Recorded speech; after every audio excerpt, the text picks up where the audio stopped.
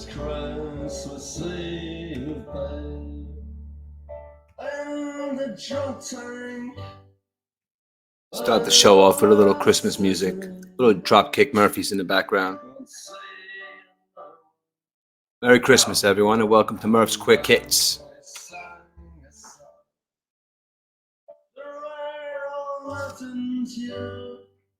All right, guys, listen. I'm going to turn the music down a little bit and welcome to Murph's Quick Hits. I would think of nothing more absurd to do but to break into the beginning of the Jet game for Murph's Quick Hits. So I will eventually be upstairs watching this game, but you know what? The Jets can wait. They'll be a topic for a little while. I'm going to go over the NFL games in a few. I've been off the radar for a little while. I've been working a lot.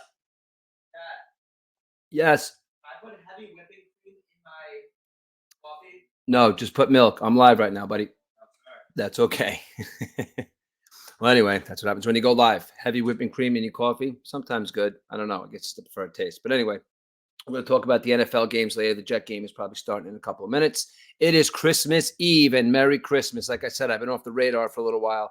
Been working a lot, coming home. I'm tired and, I just want to come home and see the family and stuff like that because that is the most important stuff in life is the family. And Christmas time is a time when I guess people, I don't know if they realize it more or they think about it more, but you really should think about it all year round. And just makes it, nice to see, to get around the Christmas tree and wake up on Christmas morning and wish each other a Merry Christmas. And it's pretty much that's what it's all about, family. And whatever your version of family may be, that's what it's all about. So I'd like to wish everybody out there very, very Merry Christmas. And the StreamYard app here, we're trying to get it off the ground. I sent out a couple of invites.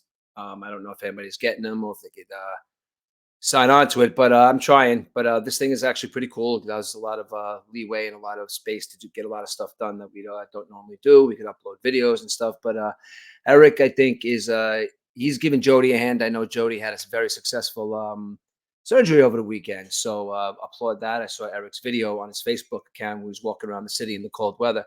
Eric, I know it was cold that day, but I work in that weather every single day, dude. It's pretty chilly, right? And I walk 22, probably 30 blocks a day. I'm just kidding, buddy. It's nice. It was a nice walk, though. But I'm glad to see Jody's okay, and we're going to get you back in action in a little while. I'm not going to be on too long today, but there is a couple of things that I got to say. Before I get to all this NFL stuff, there has been a lot of stuff going on in Major League Baseball.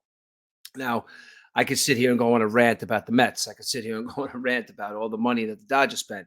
But you know what, though? At the end of the day, it's the guy who spent the most money. Now, I don't have a problem with it. And the Dodgers won in the aspect of the way Shohei and Ohtani structured that deal. So the Mets at the end of the day, I don't know if you guys heard the last Murph's Quick Hits we did. The Mets at the end of the day, they dropped the ball. Not even like they dropped the ball. I'm not even saying they dropped the ball.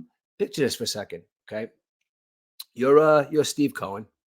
You have 17, 20 billion, whatever at that point in his life that really, it doesn't matter. You know what I mean? Because it's just billions, okay? So you really want to get this kid, okay? This Yamamoto guy. So he's like, all right, we really got to get him. So you know what? I'm going to fly out to Japan and I'm going to take him out to dinner. Now, what do you think it's like to have dinner with Steve Cohen in Japan while he's trying to woo what they're saying is one of the best pitching prospects to come to this country in, I don't know, whatever. Right now, they're touting him to be the next, I don't know, pick your great pitcher. But, and he hasn't thrown a pitch in the major leagues yet, but, that's to be seen. I guess the scouting reports of him are pretty good. But what do you think it's like? Like, you think it's like, I've seen Billions. You know what I mean? It's like, do they go into this like dark room in the black marble walls, a little light, family sitting there? They have this high price sushi coming from all over, right out, fresh sushi, whatever they're eating. It's like, thousands and thousands of dollars. Then you just sit down, he eats the meal. Like, they get up, they have a drink, they toast, and then they say, all right, I guess we'll talk to you. They go back to the hotels. Steve Cohen gets back on his private jet, goes back to New York, and he goes, honey, how'd that go? And he says, the meal was good. He seemed okay. The interpreter, this, that, and the other thing. So I don't know. I guess we got a shot.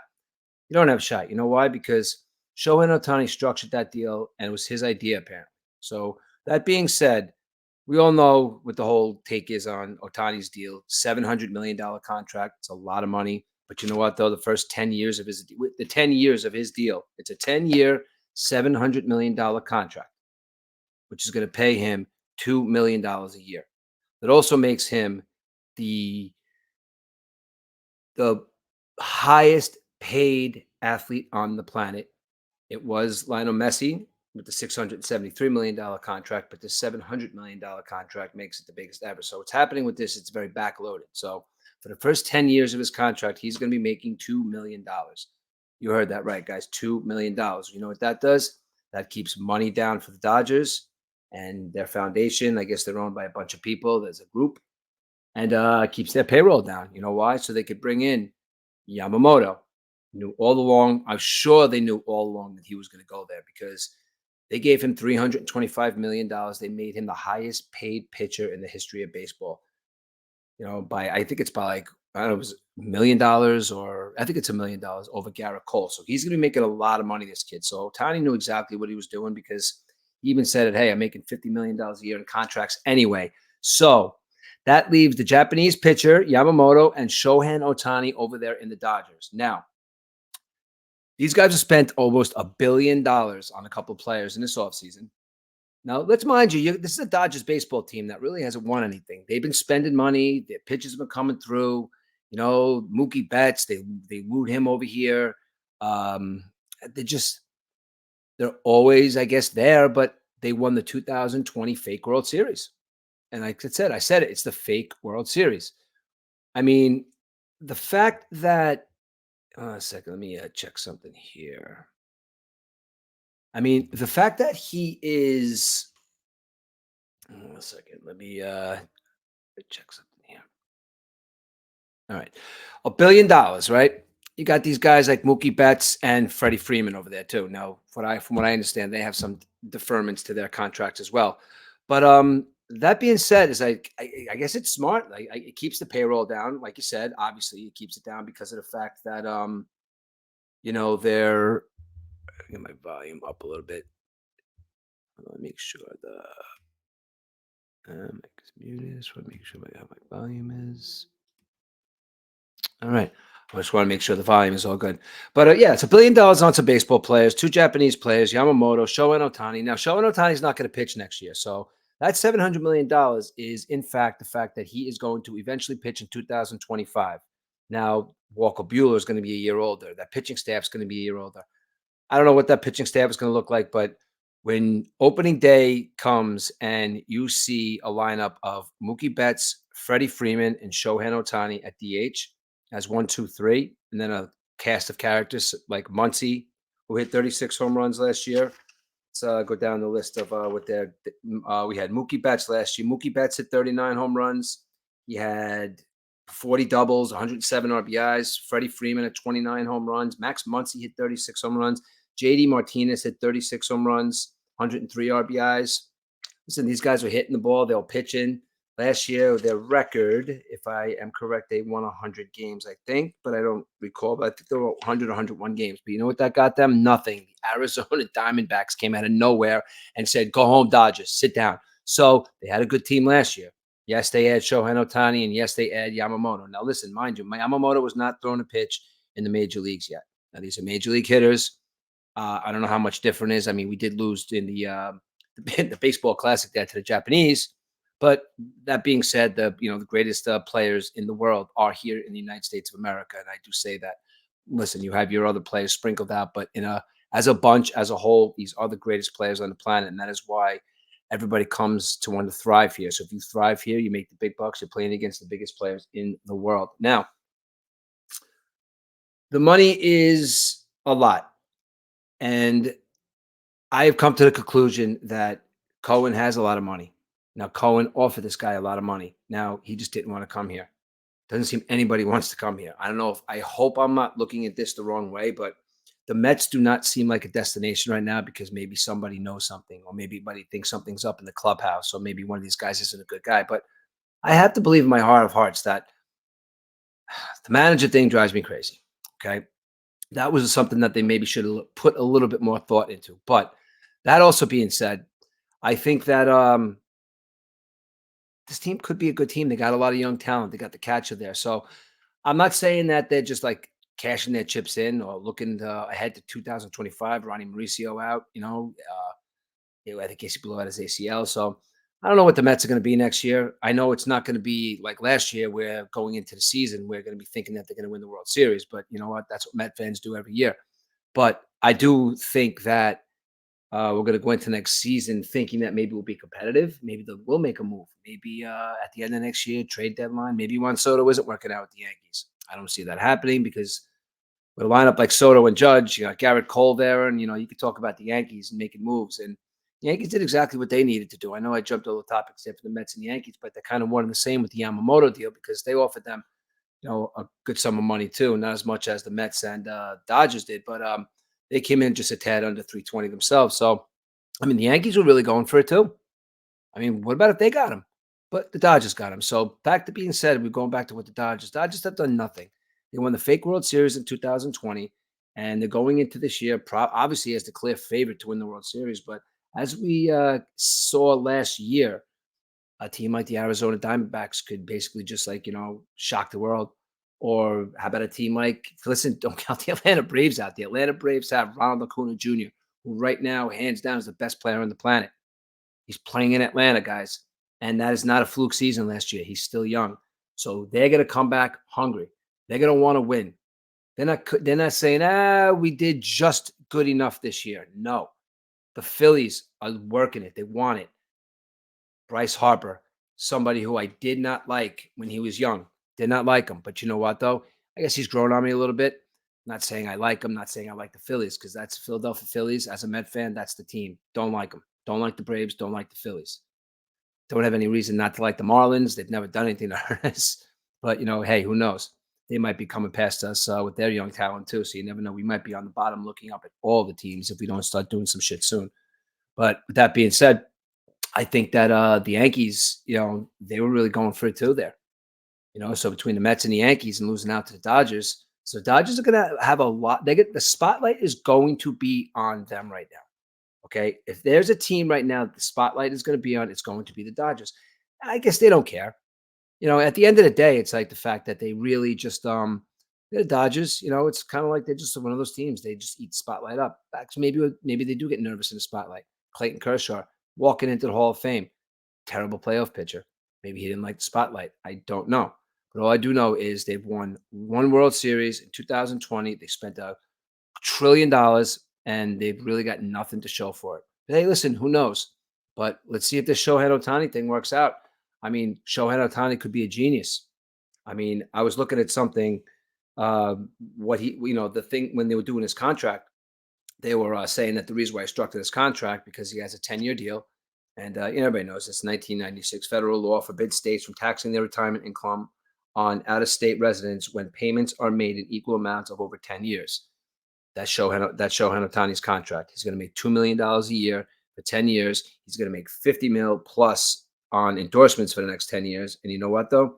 The rest of that money, $680 million, is going to be put out to him interest-free, which that's a little crazy, but in installments of 10 installments. And he's going to get all that money, and he's just going to be, I mean, it's a lot of money anyway, either way.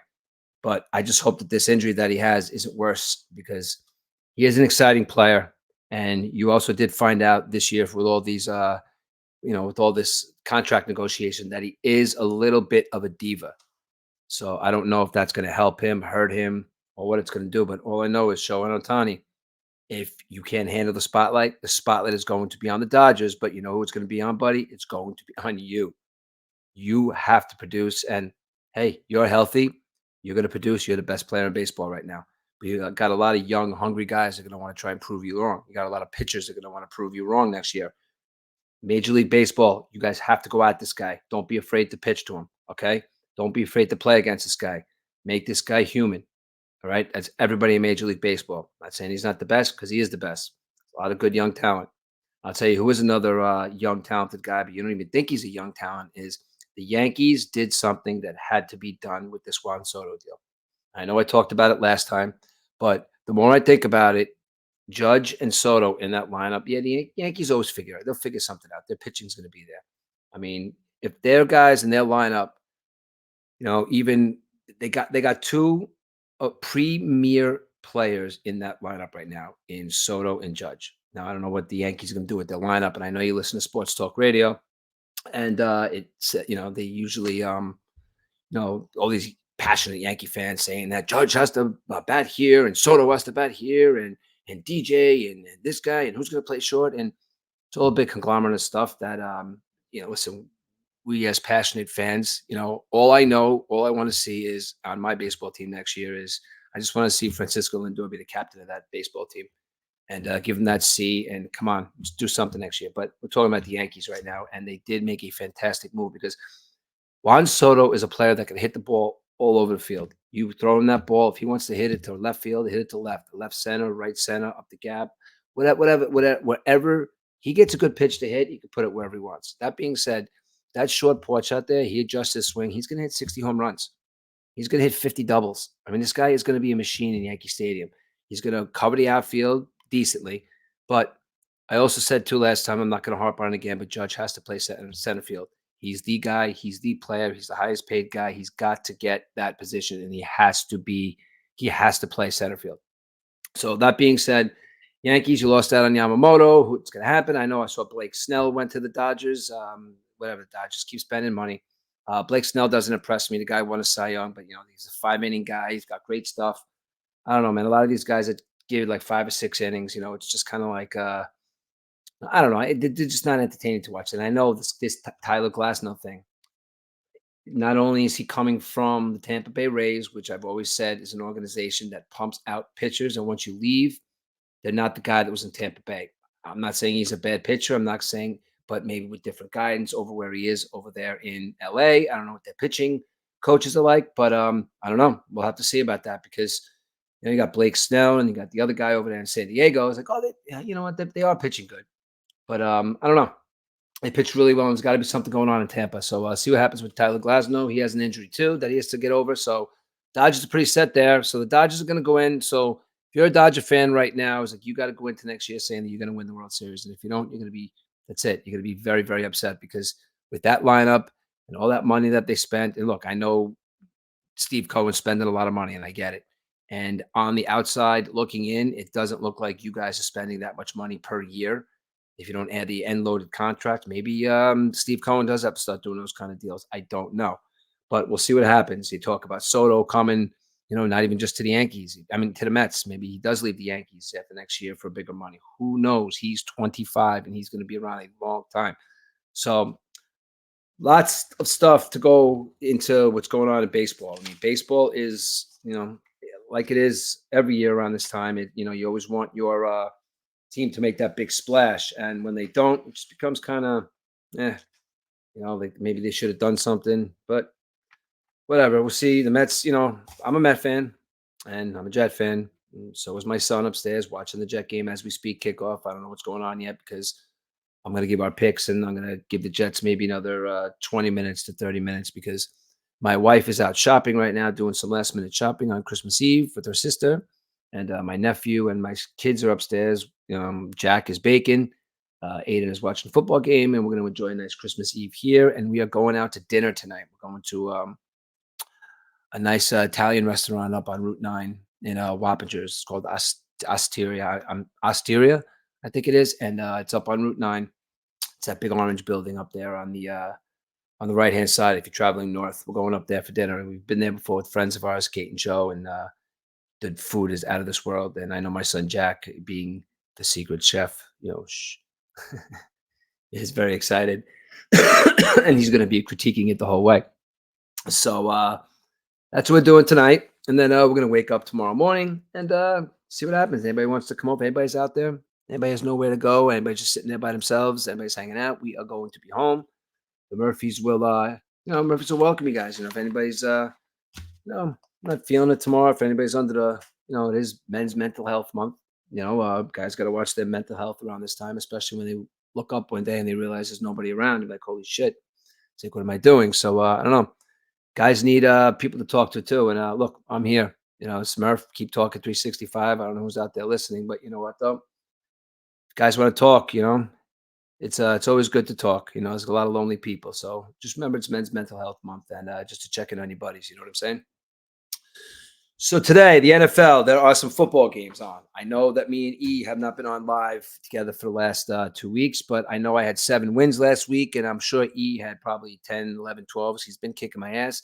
and I am getting closer and closer to wearing that stupid LeBron James shirt. But let's see how it goes this week. We've already stepped off on on the wrong foot, but I think we had the same picks. So I know I had 7 wins last week, and I mean, last week's football games were just I can't even. I mean, that Jet game last week. Now it's just kind of like a culmination of everything that's been going on all year. They go out there and Zach Wilson throws for 300 whatever yards 2 weeks ago. He's a hero for the day. Told you so, man. Told you I could play football. I told you I didn't give up on you guys. Offensive line sucks.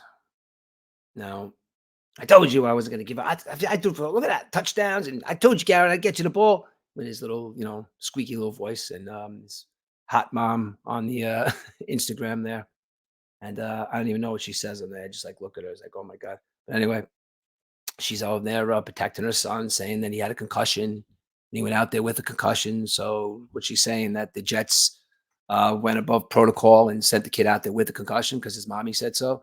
I don't know. I don't know if that's really good for his persona, but all I know is that persona and those 2 concussions, 1 concussion, possibly 2 concussions, got him a seat on the bench. So Trevor Siemian is starting today. Now, what's going to happen today in the Jets game is either you're going to get a Jet defense who just maybe just wants to show up today, or you're going to get a Jet. It all depends on the first drive in this Jet game today. And I don't even know what's going on. It's 1:20 on Sunday, and I'm not giving the Jets any of my time. Maybe I'll give the Jets in the middle of the second quarter. But I don't know if that Jet team is going to come out. And if the Jets come out and Trevor Siemian gives a decent performance, and he throws a touchdown, maybe, or Brees Hall gets a good run. I don't know. Then the defense is like, all right. They come out and they smack these guys in the mouth, and maybe maybe they win 6-0. I don't know.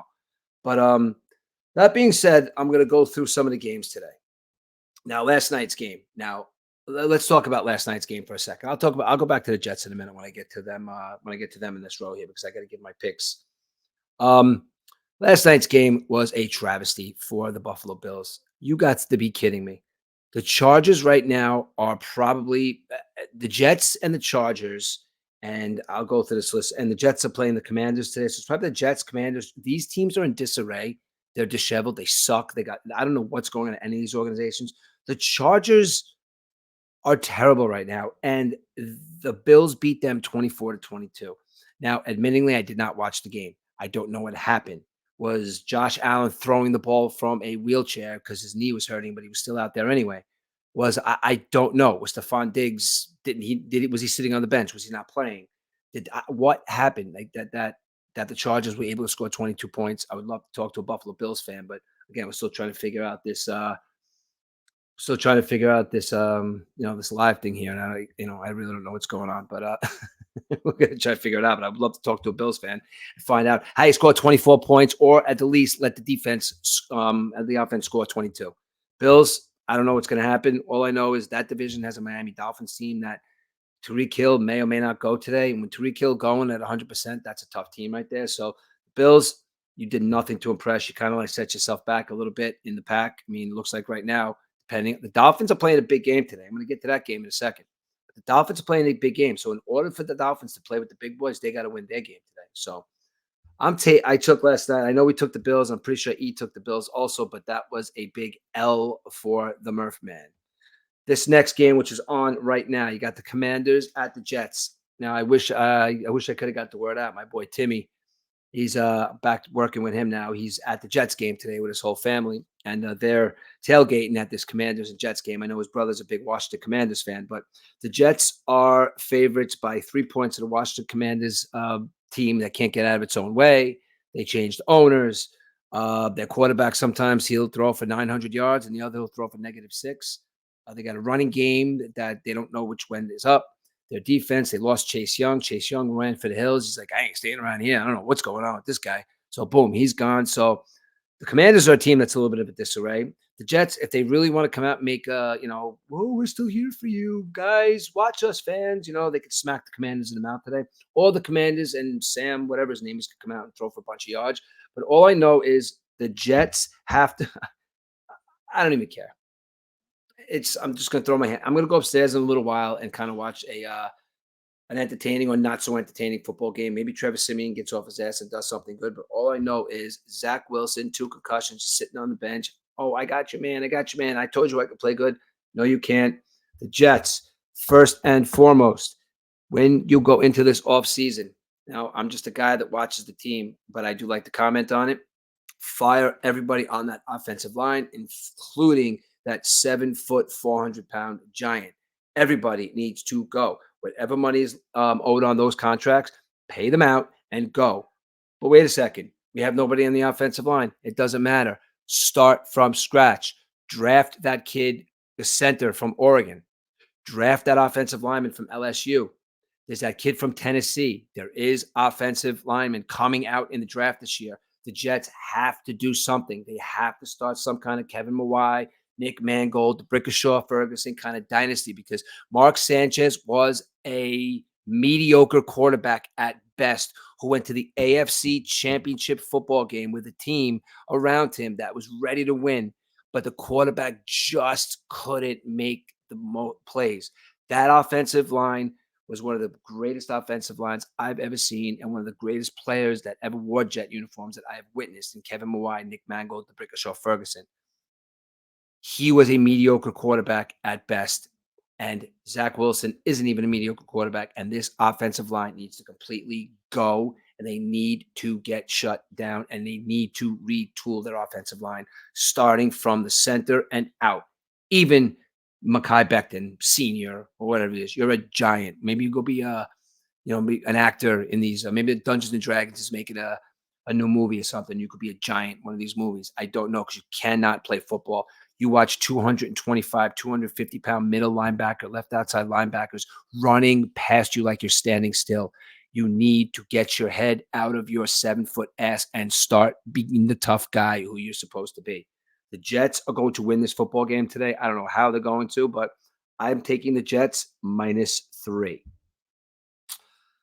Next game, Lions and Vikings. Now, this game right here is huge for the Lions. Now, when I say it's huge for the Lions, it means that the Lions could clinch the division, clinch a playoff spot that they haven't done since 1991, when the greatest player ever to put on a pair of cleats played for the Detroit Lions, and that would be Barry Sanders, and they lost that football game. Barry Sanders, I said it, the greatest football player ever to put on a pair of cleats and the most dominating at his position, him and LT. Now, that's the last time they clinched it, and today they're playing against the Vikings. The Vikings don't know which way is up. They're playing in Minnesota. +3, Vikings. Vikings, the kid Dobbs thought he was the quarterback. Now he's not the quarterback. This other guy's a quarterback. Lots of quarterback shuffling going on in the NFL right now. I honestly can tell you right now, I try to do a sports show. I try to do a sports show where I know what I know, but I don't know all the quarterback shuffle going on right now. I cannot tell you the kid's name that's starting for the Vikings today, but all I know is the Detroit Lions are going to go into Minnesota and make a goddamn statement. If I had to have a team that I'd be rooting for in this, it's the Detroit Lions. The Jets are out. The Detroit Lions need to have something good happen. I watched that Barry Sanders documentary on Amazon Prime recently. It's a really, really good documentary. It's him walking around with his 4 kids, asking him questions, going through his career. I really suggest you take a watch. I love Barry Sanders, and if you love Barry Sanders like I do, check that documentary out on Amazon Prime. And do it for Barry, guys. I hope he's there today. The Detroit Lions are going to win this football. I am taking Detroit. Next in our list of games for the day, we got the Cleveland Browns and the Houston Texans. This game, no CJ Stroud, period.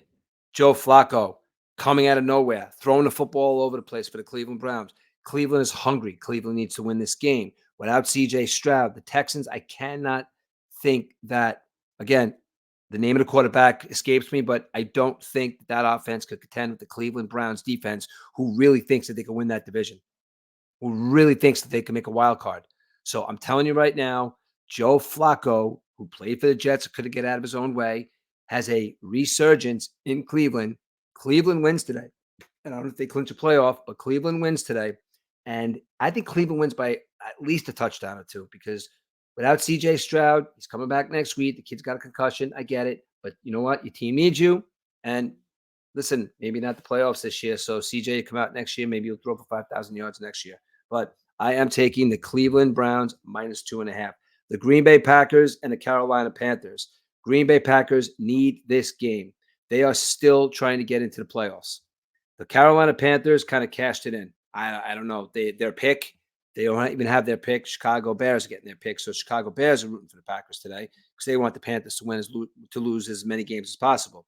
So I have to think that the Packers are going to go in there and they're going to Carolina. And I don't know what the reception is going to be for like a Carolina team that's got 2 wins. I think they got 2 wins. I got it here somewhere. But the Green Bay Packers are going to Carolina, and the Green Bay Packers need this game. I got to take the Green Bay Packers -4. Green Bay, Jordan Love, and the rest of the bunch. Listen, you have to put up points on this Carolina defense. You have to win this game by at least a touchdown and say, look, we are here. I know it's only Carolina, but listen, guys, you know as well as I do, everybody watches football. There's still NFL football players, and it's an NFL football game. You never know. These are men getting paid a lot of money to beat the living shit out of each other. So Green Bay, don't take anybody lightly and come out and put a stamp and say, listen, we are ready to get that chance to go to the playoffs. I am taking the Green Bay Packers. Seattle Seahawks and the Tennessee Titans. Seattle, don't know if Geno Smith's back tonight. I think he is. My buddy out there, Mikey's rooting for him. Seattle, Mikey from Seattle. Tennessee Titans again. I just feel like this is. I feel like this is like that guy in the group. Tennessee Titans are like that guy in the group they've been hanging out with for like 20 years. And all of a sudden, like, and you really knew nothing about that guy. You're like, oh my God, that guy, we hung out with that guy for like 20 years and I really knew nothing about him. Like, that's kind of like what the Tennessee Titans are to me. They're good. They're not good. They might be there. Derrick Henry, this guy, that guy. No, Tennessee Titans are a boring, boring football team that plays boring, boring football. Seattle Seahawks need to win this game. They're going to run on that Tennessee defense. And let's say Geno Smith, DK Metcalf, that combination. Let's go Seattle. Let's go in there and beat Tennessee. And let's go Seattle. And let's make a push for the playoffs, guys. I'm taking the Seattle Seahawks. The Colts and the Falcons. The Falcons are in disarray, not as much as the Jets and the other team I aforementioned, but the Atlanta Falcons have decided today to hang on to their coach. Their coach is what is wrong with that football team. They're talented guys and a terrible coach and a terrible quarterback. The Colts have to go in there and win today. They are still fighting for a championship there. They're still fighting to win that division. So you got the Colts +2.5. I cannot believe that's a plus. Maybe I'm reading that wrong, E, but we can discuss it when we're together. But I am taking the Indianapolis Colts to win this game with the points. Colts +2.5. Jacksonville Jaguars, Tampa Bay Buccaneers. This game is that simple. Baker Mayfield is playing like Baker Mayfield. He's not playing like everybody thought he was going to play when he got into the NFL, which is going to be a superstar, elite, high-level quarterback, although he's looked like that in the last couple of weeks. Tampa Bay is fighting, man. Jacksonville, little long-haired sunshine over there. Kid's hurt. Is he going to play? Is he not going to play? Even hurt. I don't think he's big enough boy now to like overcome injuries like some of these guys do. But I'm telling you right now, Jacksonville needs this game. Tampa Bay needs this game. I've been riding with Tampa Bay the last couple of weeks. I got Tampa Bay at +1.5. Baker Mayfield is going to have a big game today. Tampa Bay is going to win this football game. I have this game right here starred for a reason because there's 2 games on this docket this week that I think that could be a Super Bowl preview. Now, this game right here is going to be played in Miami. Now, I don't know if my boy Mikey Pilata's out there, if he's listening, but I'll tell you right now, Mike, and Rich Morano and Mike Pilata, your Miami Dolphins are looking like a team that could win a Super Bowl this year. I don't even think that Tyreek Hill should go 100% today, even though it would be nice to see him. This could be a preview of the Super Bowl, guys. The Cowboys and the Dolphins, 2 high-power offenses. There's a guy in Tyreek Hill that up until 2 weeks ago when he got hurt was on his way to 2,000 yards receiving, which is unprecedented in the NFL. Dak Prescott, everybody hates on Dak. You know who hates on Dak? Dallas Cowboy fans are the biggest critics of Dak Prescott. Dak Prescott is looking like an MVP quarterback this year. CeeDee Lamb, even what's his name, number 3 over there, Cooks. This team is primed to win a Super Bowl this year. And I'm telling you right now, do not sleep on this Dallas Cowboys football team. And if the Miami Dolphins defense could stop those 2 wide receivers and stop that long ball and stop Dak Prescott, I don't know. That Dolphins defense is ready for the task, but that coach has to get them pumped because I could tell you right now, if Tyreek Hill comes and he plays this game and he's 100%, that team is going to score some points, and so are the Cowboys. So I'm going to have to take the Cowboys in this at plus 1.5. But I'm telling you right now, this is going to be a good game and a possible preview for the Super Bowl. So I'm going to take the Cowboys at plus 1.5. Remember, guys, possible preview of a Super Bowl. I'm going to give you one more preview, and that's the team that I think is going to win the Super Bowl. So right now, this game, I don't even know why they're playing this game. But you know what, though? It's the NFL, and they have to play these games. The Arizona Cardinals and the Chicago Bears. Now, there's two quarterbacks that are starting for this football teams. There is Kyler Murray in Arizona, who hurt himself. He was out, done. Everybody's like, they don't like his attitude. Maybe he should have went to play baseball. He doesn't like his players. Players don't like him. He's a bad attitude. He's a bad seed. He gets hurt. He's lazy. He comes back. He's starting to look like Kyler Murray again. They start surrounding that kid with some talented wide receivers and maybe an offensive line. Maybe the Arizona Cardinals get something done. Chicago Bears, you know what, though? I will gladly take that quarterback, number one, that you have getting that ball snapped to right now. That kid can wear a Jets uniform any day of the week. I want this kid in a Jets uniform. Let's try and figure something out, Joe Douglas, and see if we can get him in a Jets uniform. But this game right here, I'm taking the Chicago Bears to beat the Cardinals. It's in Chicago, and I don't know. I just like the Bears this week. So I'm taking the Bears at -4. Patriots Broncos. If this game was 15 years ago, I'd say, oh my God, it's a great matchup. A must watch tomorrow or tonight, 8:15, the night game, Channel 4, Christmas Eve. This is not a game that anybody's going to be watching. This is not a game that's going to take anybody away from drinking eggnog with their family, opening gifts, or sitting down and eating a great meal or going out to dinner tonight as we are. This is a terrible football game. The Patriots are a terrible football team. The Broncos are a team that is good. They're going to kill the Patriots. The Broncos are fighting for a playoff spot, but they're a boring football team too. So I got to tell you right now, and plus I don't like that Sean Payton, and it has nothing to do with the fact that he ripped Robert Salah, because Robert Salah is a pussy between me and you. But the Broncos and the Patriots, I won't be watching this game tonight. The Patriots plus 7.5. I think the Patriots are going to cover. I think the Broncos are going to win by a field goal, but I'm taking the Patriots at plus 7.5. The Las Vegas Raiders against the Chiefs. The Chiefs are home, which is for years and years and years supposed to be the loudest place on the planet to play. Taylor Swift will probably be in the building, which I think is, they should just, maybe they should ban her from the building. I don't know. Either way, she's going to be in the building leading her fans, because all eyes are going to be on her and not on her guy who is going to have probably 10 catches. I'm calling it right now. Kelsey's going to have a good night. Mahomes is going to have a good night. Hopefully Rice has a good night for Aiden's sake, because Aiden is playing in the playoffs for our fantasy football league, and he has Rice. So I am taking the Chiefs to cover the spread and not only beat the Raiders, kind of like put a staple and say, listen, we're ready to go to the playoffs and we're ready to be the number one seed. The Kansas City Chiefs win this football game going away, and they cover the spread. Kansas City Chiefs. The New York Giants against the Philadelphia Eagles. Everybody's talking about Jalen Hurts. This whole team hates him. His offensive line don't like him. Tush push.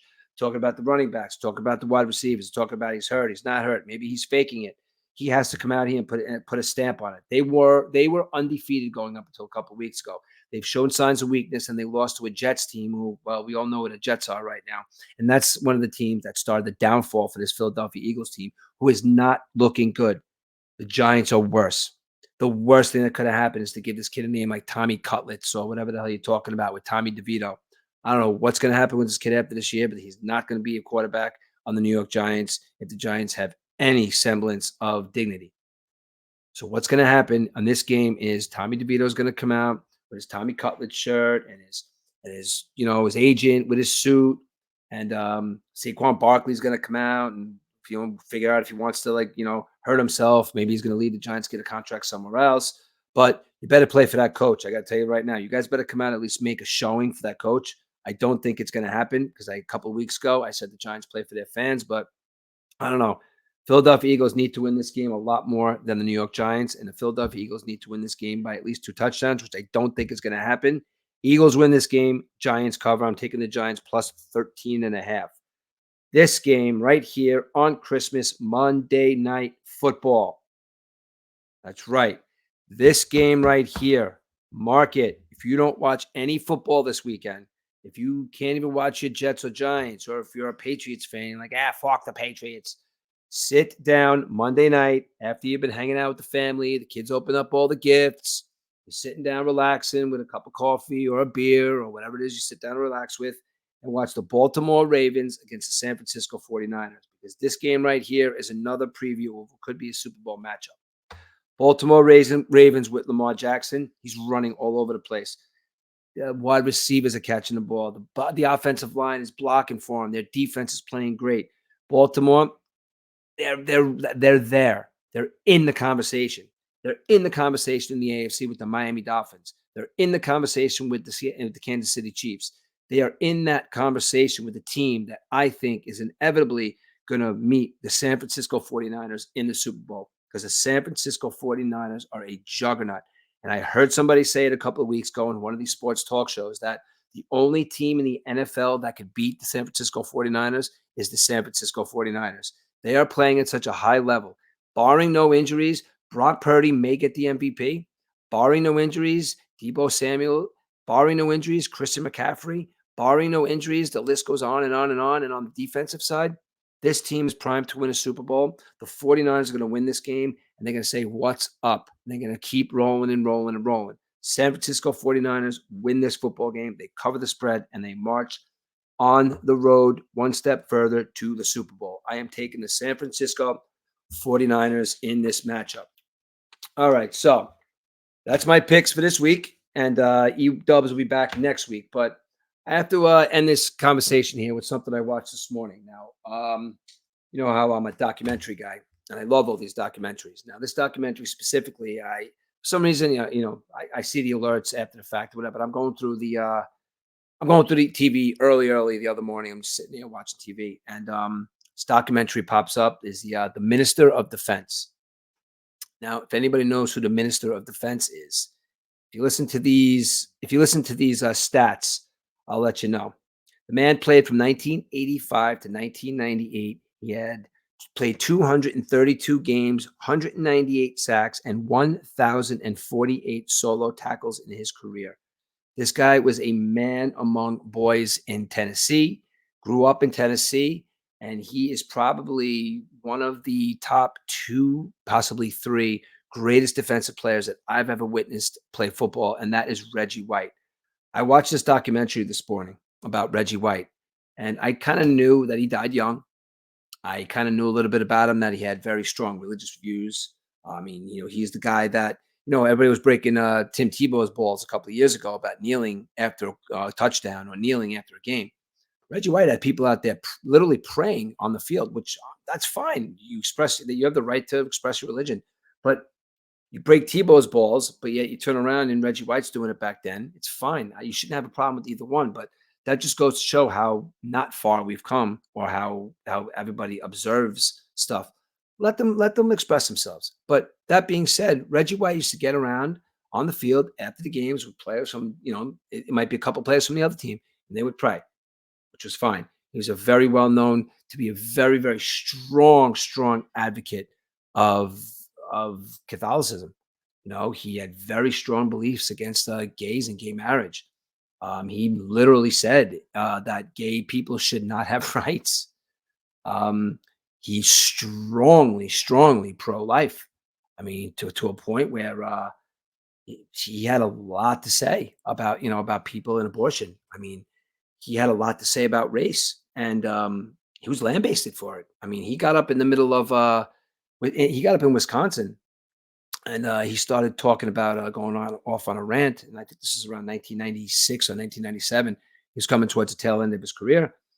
But he got up in Wisconsin and he started talking about the division of races, and why, what Chinese people are good at, what white people are good at, what black people are good at, why they do that, why different races do different things. And it was very awkward for a lot of people sitting there. And I don't know, everybody thought he was a nut. But he would always say that he was living his life for God. He was living his life through Jesus. It was because of God. It was because of God that he had all of the stuff that he had. Now, the thing I loved about this documentary is the fact that, and I noticed this too, but it was prevalent in the documentary, that everywhere he went, his son was right there with him. His son was in the locker room. His son was on the field. His son was touching the Super Bowl trophy. His son was getting interviewed. I mean, his son was with him everywhere he went. He was a super duper family dude. He was not a drinker. He was not a party. He was not a carouser. When he wasn't with his family, he was at church preaching. He was a victim of some severe racism down in Tennessee. His church was burnt down. I mean, he just had some really crazy views on race and like why people do certain things. And listen, he's allowed to have his opinions, allowed to have all that. But he basically said at the end of the day, like he literally thought that homosexuals are going to go to hell. People need to live their life right. And if you watch this documentary about him, and as this is going on, they're talking about what a great guy he is, and what a great athlete he is, and what he's killing it, and but at the end of the day, he's like he ruffled a lot of feathers. But that being said, like his football life and his private life collided because they even saying that no, they never really allowed them to bring religion into sports, and they allowed Reggie to talk. They told him that Jesus was the reason he was there. He said that it's because of Jesus, it's because of God, it's because of God. Now, I keep reiterating this fact because in a couple of minutes, I'm going to go into what happened to Reggie White at a certain point in his life, where he's like, everything. He's like, I was even a little taken back to like to see what the kind of a family man he was. Like he would always mention, like, I'm a man of God, I'm a man of God, even before a family man, before a father. But just watching him, the kid was with him everywhere. And his kid was in this documentary talking about him. And very heartbreaking because like he's watching this old video and seeing him as a kid.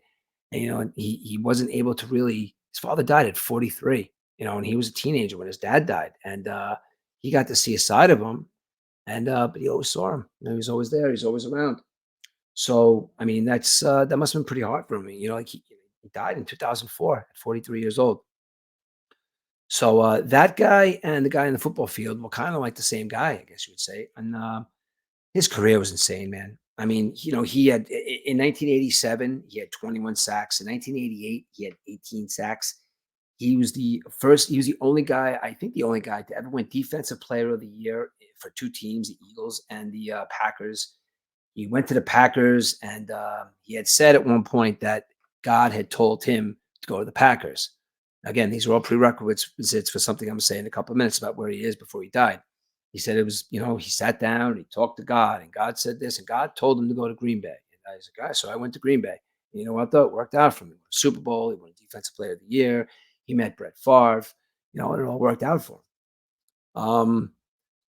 There was a time back when he played for the Philadelphia Eagles. I mean, I don't know if you guys all remember Jerome Brown. Jerome Brown was a beast of a football player at Miami, University of Miami. Then he gets drafted into the NFL to a Buddy Ryan defense, and Reggie White took a real liking to him. And you can see from the documentary, they were complete opposites. Jerome Brown died in a car accident with his 12-year-old nephew in it. He was driving very fast, no drugs or alcohol involved, but he was going way too fast, and in his Corvette, and he died. And that destroyed Reggie White to a point where he just at that point maybe started rethinking about, I'm preaching all this stuff, and like maybe there's, I don't know what's going on here, but so, he's playing for the Eagles at this point, and he's just like kind of drained. He's kind of like fighting with the media and everything. He's like, you know what? It's like he wants to be traded. Now at this point, he's like, he started the whole like, I want trade me. I'm going to pick my team, then I'm going to go. We kind of started all that stuff, and people were a little pissed off at him about that back then. But he kind of opened the doors for a lot of that stuff that goes on today, where the free agency market, where these guys like Tariq Hill and whoever it was come on these tours and say, listen, I'm a free agent. He's like, I'm out here. If you guys want to talk to me. And Reggie White was lauded by every team. And I even forgot that the Jets were even in on him. But at the end of the day, like I said before, Reggie White said that he went to the Green Bay Packers because he said God, told him to go there. So, it worked out for him. They won a Super Bowl there. And yeah, and then he retires in 1998.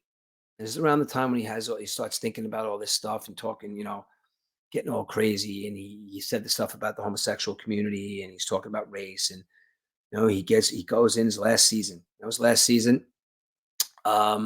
He's like, I'm going all in. People looking at him under a microscope, waiting for him to say something. But you know what, though? At the end of the day, it's like, I'm going to do my last season. Goes in, wins a Defensive Player of the Year, and he walks out of NFL football and retires. Although he did come back for a season, I think, with Carolina, where he had a couple of sacks, but he was pretty much done with football. So now fast forward to this interview starts, and this guy is talking to him, and the premise of this guy's interview is religion and sports and how they correlate. And they wanted to interview Reggie White for this. Reggie White is in a place now where he's rethinking everything. He was kind of disappointed in himself that his whole entire life he said that he did everything for somebody else and not for himself. He said that he was not that he was questioning, he was questioning his faith, his loyalty to like one book, the Bible, because he said he at one point he took a trip to Israel and he met somebody out there, and he had seen the interpretation of what the original Bible had said, and it really wasn't interpreted to the Bible that he was saying, what he was preaching for all those years. And he was questioning a lot of stuff. And he said he thought he wasted a lot of his life kind of preaching the word of somebody that he didn't even know if they even existed. So he had a really, really hard time and a crossroad because he truly, truly believed in something. And I think it really hurt him to feel that all that stuff that he truly believed through all those years was all bullshit. Like you could see it in his face too. And I think that really took a mental toll on him. He died at 43 years old of a respiratory failure. It says here he had fatal cardiac arrhythmia and a tissue inflammation and sleep apnea. I don't know what all that is. I'm not a doctor, but all that sounds like there's a lot of stuff that's going to clog up some respiratory stuff and not being able to breathe. He's a big guy, and I don't know how big he was at the end of his day, but I gotta tell you, man, he and the guy that was doing the interview with him, he even said, he goes, even through all that, you're questioning all this stuff, and it was all bullshit and this, that, and the other thing. But at the end of the day, he goes, you did a lot of good stuff. It's like you did a lot of really, really good things for people. And his answer just was, yeah, I know, but it really doesn't mean anything if I don't believe it. And he's absolutely right about that. Here comes my wife coming down here. She had just got back from doing some Christmas Eve shopping. I'll be off in a couple of minutes, Sean. I'm just doing a quick little podcast. You want to come on and talk about something? All right. I'm trying to get her, guys. She's going to come on one day. But, oh my God, excuse me. Well, yeah. But anyway, it's a really good documentary, and it's about an hour and a half long, and it really goes through all the trials and tribulations. And for his predominant life, it was all about the church, all about God. It was all about this, all about that. I mean, his wife was heartbroken. She knew him for 20 years, and it's like it's a heartbreaking story about somebody who was so righteous and did the right thing for a religion that one day he woke up and opened his eyes. It's like, this is all bullshit. He's like, what am I doing? And he's questioning. So he died at 43, questioning everything that he preached for all those years. And I don't know, he was a good family man, and really no one ever said anything bad about it. Bruce Smith was almost in tears. They were interviewing him, talking about what a great guy he is, and it really is it really is heartbreaking, like when you see that. He was really young, and a lot of these guys die young, but he loved Buddy Ryan. Buddy Ryan loved him, and University of Tennessee, like he had a really good life. And I think that maybe Reggie White, if you asked Reggie White at the age of 30 why young people die, he would probably say because it was God's plan, and God took them, and God had a plan for them. But I think that 43-year-old Reggie White, if you were to ask him that same question a week before he died, it's like, why do people take good people? He'd have a serious problem with that, and he would not have an answer to the question because his eyes are open. Guys really follow stuff blindly at points in their lives. And that's kind of what the gist of what he was saying at the end. He goes, there's so many different religions out there, and you follow something blindly for so many years, and then you open up your eyes to, wow, that was a whole bunch of crap. You know what I'm saying? So, I don't know. Check it out. This Reggie White documentary. It's called The Minister of Defense. And it is Christmas Eve, guys. I almost got an hour in. This is Murfs Quick Hits. I just want to wish everybody out there a very, very Merry Christmas and Happy New Year. And we'll be back with E probably in the new year. And I know he's there at the E-Dubs compound over there and attending to his wife's needs because she just had surgery and everything went well. So like to wish everybody a Merry Christmas, and I can't wait to go out to dinner tonight. This restaurant is amazing. So, Merry Christmas, guys, and we will talk soon. Thanks for watching. Later.